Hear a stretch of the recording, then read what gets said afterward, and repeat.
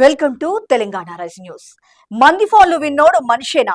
మొగుడు పెళ్లాల ఫోన్లు విన్నోడు జాతిపిత ఎట్లయితదంటూ సీఎం రేవంత్ రెడ్డి గారు నిలదీశారు. ఆఖరికి కన్న కూతురు సహా ఎవరిని వదలలేదు. క్షమాపణ చెప్పాల్సింది పోయి సిగ్గులేని మాటలా అంటూ నిలదీశారు సీఎం రేవంత్ రెడ్డి గారు. తెలంగాణ కోసం సర్వం త్యాగం చేసిన ప్రొఫెసర్ జయశంకరే జాతిపిత.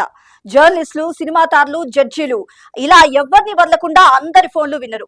మీరు చేసిన తప్పులకు ముక్కు నేలకు రాసి మరీ ప్రజలకు బహిరంగ క్షమాపణ చెప్పాలంటూ డిమాండ్ చేశారు సీఎం రేవంత్ రెడ్డి గారు. కేటీఆర్, కేసీఆర్, హరీష్ రావుల ముఖాలకు ముసుగు తొడిగించి విచారణకు తీసుకురావాల్సిందంటూ పేర్కొన్నారు. కాంగ్రెస్ పార్టీ వచ్చాక తెలంగాణలో మున్సిపాలిటీలో 17,472 కోట్లతో అభివృద్ధి పనులు చేశామంటూ చెప్పారు సీఎం రేవంత్ రెడ్డి గారు. కాంగ్రెస్ ను ఆదరించండి, విజయాన్ని అందించండి అంటూ పిలుపునిచ్చారు.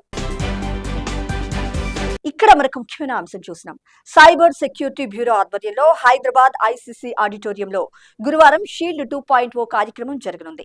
జాతీయ స్థాయి cyber innovation challenge cipher sprints లో భాగంగా భవిష్యత్తుకు భద్రత అనే నినాదంతో నిర్వహించనున్న ఈ కార్యక్రమాన్ని సీఎం రేవంత్ రెడ్డి గారు ప్రారంభించనున్నారు. రాష్ట్ర సాంకేతిక రక్షణ వ్యవస్థల్ని మరింత బలోపేతం చేయడంతో పాటు సైబర్ రంగంలో వినూత్న ఆవిష్కరణలను ప్రోత్సహించే దిశగా ఈ సదస్సు ఉంటుంది. ఇక్కడ మనకు ముఖ్యమైన అంశం చూసినాం. వాణిజ్య ఒప్పందంలో అమెరికా ఒత్తిడికి భారత్ తలొగ్గిందా అని కాంగ్రెస్ పార్టీ అధ్యక్షులు గౌరవ్ శ్రీ మల్లికార్జున్ ఖర్గే గారు ప్రశ్నించారు. పార్లమెంటు జరుగుతున్న సమయంలో ఈ ప్రకటన రావటం పలు అనుమానాలకు తావిస్తుందంటూ ఆయన వ్యాఖ్యానించారు.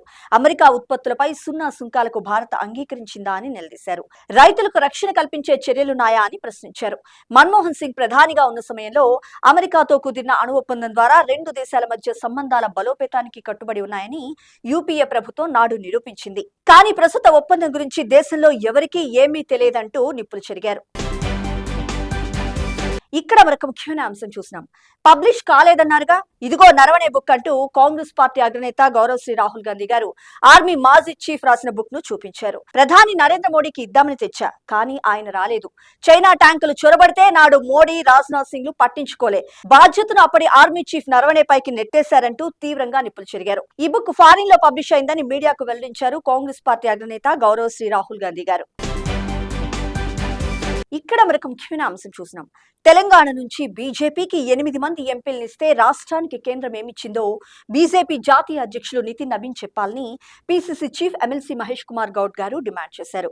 మున్సిపల్ ఎన్నికల ప్రచారానికి బీజేపీ జాతీయ అధ్యక్షులు వచ్చారంటే రాష్ట్రంలో ఆ పార్టీ పరిస్థితి ఎంత దయనీయ స్థితిలో ఉందో మనం అర్థం చేసుకోవచ్చు అంటూ సూచించారు. మతం పేరుతో రాజకీయాలు చేయడం తప్ప బీజేపీ ఏం చేస్తుందంటూ నిలదీశారు. సమైక్య స్ఫూర్తికి బీజేపీ సర్కార్ విరుద్ధంగా వ్యవహరిస్తుంటే మరి ఆ పార్టీ అధ్యక్షులు ఏ ముఖం పెట్టుకొని తెలంగాణకు వచ్చారంటూ కూడా నిలదీశారు. ఇక్కడ మనకు ముఖ్యమైన అంశం చూసినాం. ఉగాది పండుగ రోజున గద్దర్ అవార్డుల పంపిణీ కార్యక్రమాన్ని రాష్ట్ర ప్రభుత్వం అత్యంత ఘనంగా నిర్వహిస్తుందని డిప్యూటీ సీఎం మల్లు భట్టి విక్రమార్క గారు ప్రకటించారు. ఈ నెల 6 నుంచి గద్దర్ సినిమా అవార్డుల స్క్రీనింగ్ ప్రారంభమవుతుందంటూ పేర్కొన్నారు. గతేడాది గద్దర్ అవార్డుల పంపిణీ కార్యక్రమానికి గొప్ప సందేశాన్ని ఇచ్చేలా నిర్వహించామని, మరి ఈ సంవత్సరం కూడా సరిగ్గా అదే రీతిలో అత్యంత ఘనంగా నిర్వహిస్తామంటూ పేర్కొన్నారు.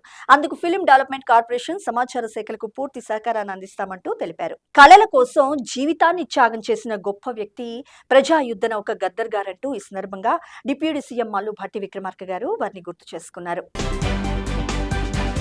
ఇక్కడ మనకు ముఖ్యమైన అంశం చూసినాం. అభివృద్ధి, సంక్షేమం రెండు కళ్లుగా కాంగ్రెస్ పార్టీ ముందుకు సాగుతుందని, నిజమైన అభివృద్ధి కేవలం కాంగ్రెస్ పార్టీతో మాత్రమే సాధ్యమని కాంగ్రెస్ పార్టీ అభ్యర్థులందరినీ మున్సిపల్ ఎన్నికల్లో అత్యధిక మెజార్టీతో గెలిపించాలని పిలుపునిచ్చారు ఐటీ పరిశ్రమల శాఖ మంత్రి శ్రీ దుద్దిళ్ల శ్రీధర్ బాబు గారు. రానున్న మున్సిపల్ ఎన్నికల్లో మన కాంగ్రెస్ పార్టీని గెలిపిస్తే మరింత అభివృద్ధి సాధ్యమవుతుందంటూ స్పష్టం చేశారు. బీఆర్ఎస్ పాలనలో నాడు దెబ్బతిన్న ఆర్థిక వ్యవస్థను కాంగ్రెస్ ప్రభుత్వం నేడు తిరిగి గాడిలో పెడుతుందంటూ వ్యాఖ్యానించారు. మంథని పట్టణంలో ఇంటింటా తిరుగుతూ జోరుగా ప్రచారం నిర్వహించారు.